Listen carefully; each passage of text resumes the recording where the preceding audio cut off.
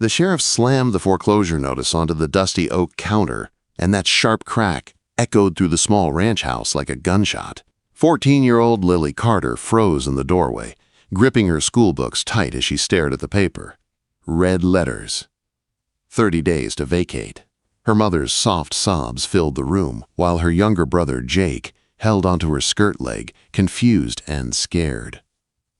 Lily knew that moment would stay with her forever. Some people lose everything in a storm or a fire. Her family lost everything because of a sheet of paper.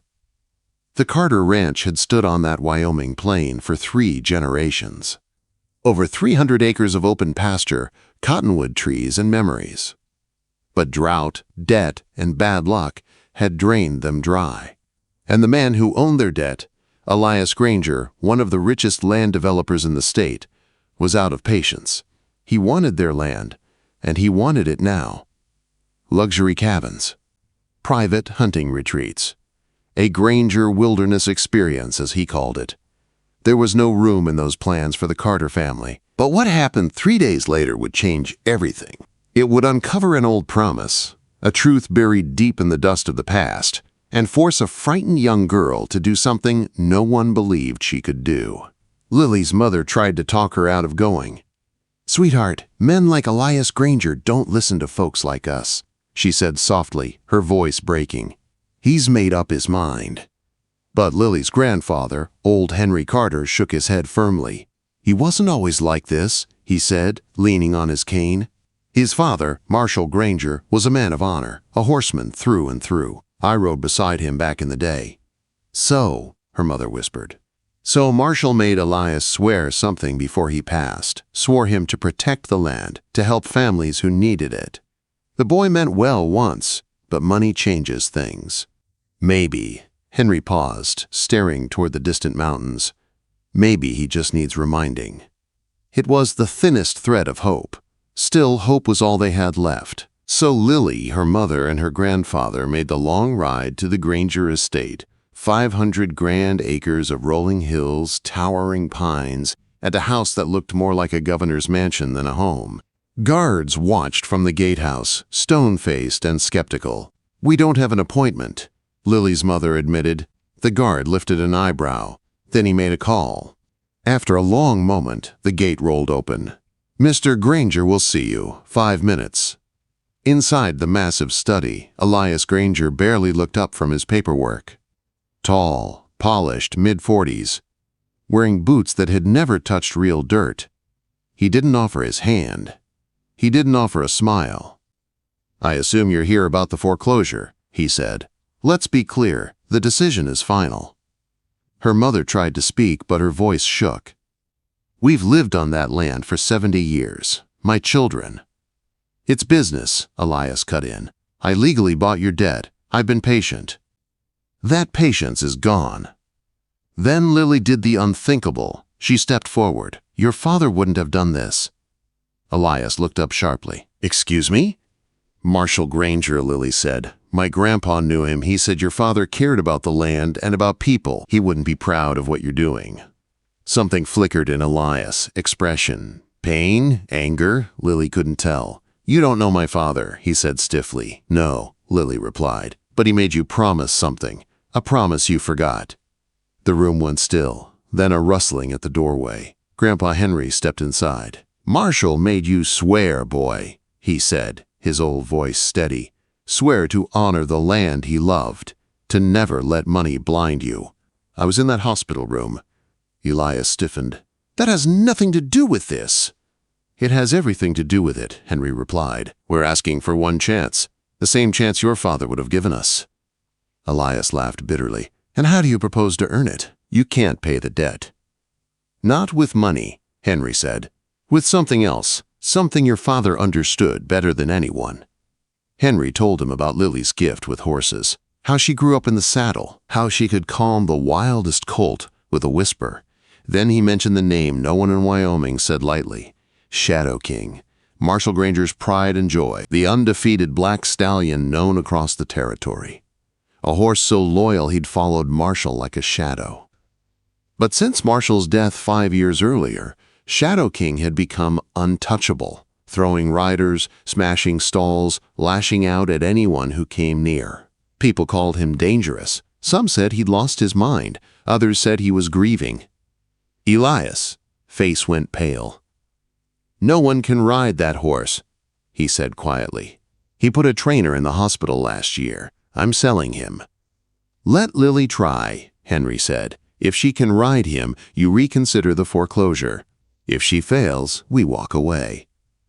Elias stared at Lily. She felt small under that gaze, but she lifted her chin anyway. She had to. "This is insane," Elias said. "Your father believed that Stallion could judge a person's heart," Henry replied. "Are you afraid of what he'll see in yours?"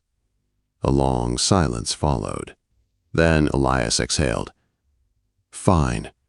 Tomorrow morning, one chance." Quote. Lily swallowed hard. "I'll be there." That night she lay awake in the dark, heart pounding, thinking about the giant black stallion with fire in his eyes, thinking about her family losing everything, thinking about how terrified she was. Grandpa Henry sat beside her on the porch. "Horses are mirrors," he said softly. "They show you who you are. That stallion's hurting. So are you. Maybe that's why you're the one who can reach him." "Grandpa, what if I can't?" "Then you tried with courage. And courage is never wasted." Dawn came cold and gray. Fog clung low to the ground. When Lily arrived at the Granger stables, she froze. A crowd had gathered. Ranchers, townsfolk, even schoolmates. Whispering, laughing. "There's no way she'll ride that killer horse," someone said. "She won't last 5 seconds." The laughter cut deep, but Lily forced herself to keep walking. Elias met her at the stable doors. "You don't have to do this," he said quietly. "Yes," Lily whispered. "I do." He nodded once. "Then come meet the horse everyone fears." He opened the stall, and Lily saw Shadow King for the first time. A massive black stallion, muscled, wild-eyed, breathing like a storm about to break. The crowd outside roared with excitement, but Lily heard none of it.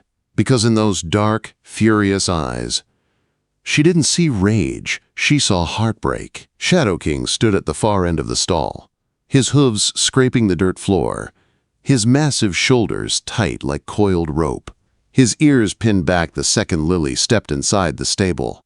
Behind her, the crowd shifted, whispering, waiting for the moment things went wrong. But Lily didn't move closer. She didn't lift a hand. She didn't even look directly at the stallion. Instead, she sat down on the floor just outside his stall door. Elias stared in disbelief. "What are you doing?" "Letting him decide if I belong here," Lily said quietly. She kept her eyes on the floorboards. The smell of hay and dust filled the air. Somewhere outside, a rancher chuckled. "This girl is in over her head." Shadow King pawed hard, striking the wall. But Lily stayed still. Her hands rested in her lap. Her voice came soft and steady. "My dad died when I was 10, she said. Not to Elias, not to the crowd, but to the horse. He taught me to ride, taught me to listen. And when he was gone, it felt like everything good in the world had been taken from me." Shadow King's ears flicked toward her. "I fought everyone after that," Lily continued. "I pushed people away because nothing made sense anymore. When someone you love disappears, you start disappearing too." The stallion stopped pawing. Silence filled the stable. Lily slowly lifted her head. Shadow King was watching her now, his muscles still tight, but his breathing slower. "You lost someone too," she whispered. "You lost Marshall Granger. And you've been angry ever since. I don't blame you. I felt that same anger. The kind you don't know how to put down." Shadow King's giant frame shuddered once, a tremor running through him like a ripple of memory. Lily stood carefully, moving inch by inch toward the stall. Every step was light, patient, respectful. When she reached the door, she didn't open it yet. "Can I come in?" she asked softly, as if the stallion could answer. For a long moment, Shadow King didn't move. Then, slowly, his ears came forward. Elias inhaled sharply. Even he knew what that meant. Lily unlatched the stall door. A man in the crowd shouted, "Girl's crazy!" Another voice yelled, "Watch out!" Shadow King could have charged. He could have lashed out. He could have ended it all in a heartbeat. But he didn't. Lily stepped inside the stall, closing the door behind her. There was barely 6 feet between her and the stallion. He towered over her, dark as thunder, powerful enough to crush her in seconds. Lily lifted her hand, not to grab or take control, but to offer. Shadow King lowered his head an inch, then another. Lily whispered, "It's okay. You don't have to be angry with me." The stallion's nose brushed her palm, warm and trembling. A murmur rippled through the crowd. Elias covered his mouth with his hand, stunned. Lily placed her other hand gently on the horse's neck. Shadow King flinched hard, then let out a long, shaking breath. His body softened. His tail lowered, his muscles unclenched, like a man finally setting down a burden. "You're hurting," Lily whispered, stroking him lightly, "but you're not alone." Minutes passed in stillness. Then Lily spoke again. "I'm going to put a saddle on you, but only if you're ready." Shadow King didn't pin his ears, didn't step away. He just watched her. Elias signaled for his father's old saddle, the one Marshal Granger himself had used. Its leather was worn from years of rides and sun. When Lily placed it near the stall, Shadow King's chest rose sharply, nostrils flaring at the familiar scent. "That saddle smells like him," Lily whispered. "I know that hurts. Losing someone never stops hurting. But maybe today we can carry him with us." Slowly, inch by inch, Lily lifted the saddle onto the stallion's back. His skin twitched beneath the weight, but he didn't fight, didn't rear, didn't swing away. No one spoke. No one breathed. No one laughed anymore. When the girth strap tightened, Shadow King tensed, but Lily pressed her forehead gently to his neck. "I'm here," she murmured, "just like you're here for me." Shadow King relaxed. It was time. Lily led him out of the stall. The crowd, once loud and mocking, fell silent. Some people lowered their cameras, some wiped their eyes. Even the wind seemed to pause. The arena waited outside, wide, dusty, ringed in white railings. "Lily," Elias said softly, "you've already proven more than I expected. You don't have to ride him." Lily looked up at the huge stallion at her side. "Yes," she said. "I do." She placed her left foot in the stirrup. Her hands trembled as she pulled herself up. Every rancher watching held their breath. Shadow King stiffened. Lily leaned forward, whispering, "I'm still me. I'm still the girl who sat with you. You're safe." The tension flowed out of him like water. And Lily settled into the saddle. A gasp swept through the crowd. Shadow King stood calm and steady beneath her. His ears flicked back, waiting for her voice. "Easy," she whispered. "Let's try walking." She nudged him lightly. And the mighty stallion, 5 years untouchable, feared across the territory, took one step forward, then another. Then he walked, smooth and steady, carrying Lily Carter around the arena like she had always belonged there. People cried. People stared. People forgot to breathe because the girl everyone laughed at, the girl they mocked, the girl they doubted, had just ridden the horse no one else in Wyoming could touch. But the real test was still ahead. Lily knew it. Shadow King felt it. And Elias Granger feared it. Because Shadow King wasn't done grieving. And the hardest part of the ride was still coming. Shadow King's hooves pressed into the soft dirt as he circled the arena, his stride long and powerful. The crowd watched in stunned silence. Even the most seasoned ranchers, the kind who'd broken broncs for 40 years, stood with their mouths open. Lily kept her hands light on the reins, her voice soft and steady.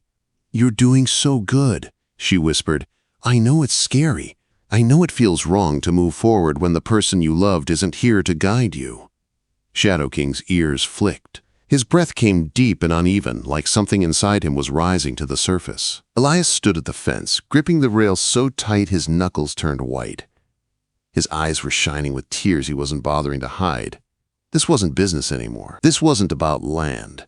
This was about a promise he'd broken years ago. Lily brought Shadow King to a slow halt in the center of the arena. Dust settled around them in a quiet cloud. "You ready?" she asked softly.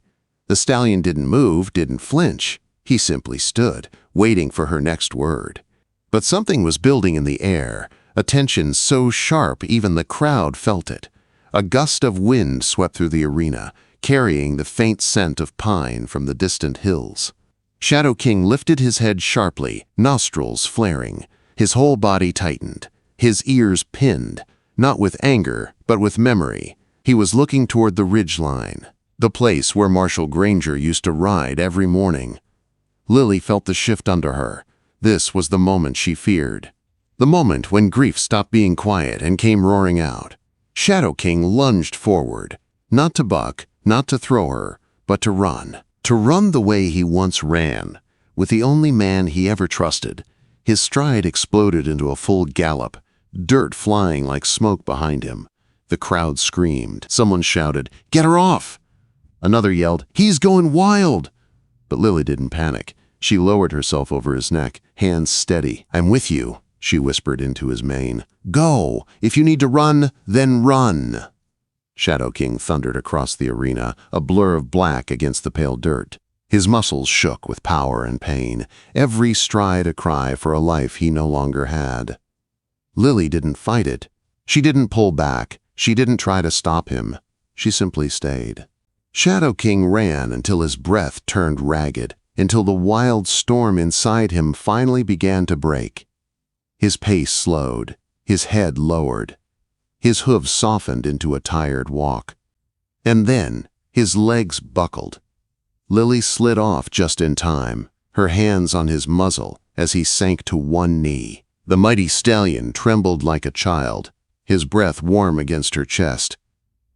"It's okay," Lily whispered, her fingers brushing his cheek. "You miss him, I know.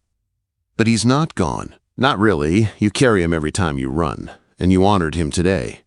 The stallion pressed his forehead into her shoulder, just as he used to do with Marshall. The arena was silent. No laughter, no doubt, only awe. Elias climbed into the arena, tears streaming down his face. Lily stepped back so he could approach. Shadow King lifted his head, watching the man who carried his old master's scent. His ears flicked forward, not with anger this time, but curiosity. Elias knelt slowly, his voice breaking. "I'm sorry," he whispered to the stallion. "I wasn't there for him, and I wasn't there for you. I lost myself after he died. I forgot what he taught me. I forgot who he raised me to be." Shadow King lowered his head. Elias reached out with a shaking hand. The stallion leaned into the touch. A gasp swept through the audience. Lily stepped forward, speaking softly. "He forgives you, and your father would too. But you have to forgive yourself before anything changes." Elias nodded, tears dripping onto the dirt. Then he stood and turned to Lily. "You saved more than a horse today," he said. "You saved me from becoming a man my father would have been ashamed of." Later in his study, the foreclosure papers sat on his desk. Elias didn't hesitate. He tore them cleanly down the middle and threw the pieces into the fire. "The debt is gone," he said. "Your land stays with your family." Lily's mother gasped, covering her mouth. "Mr. Granger." "No," Elias cut in gently. "Call me Elias.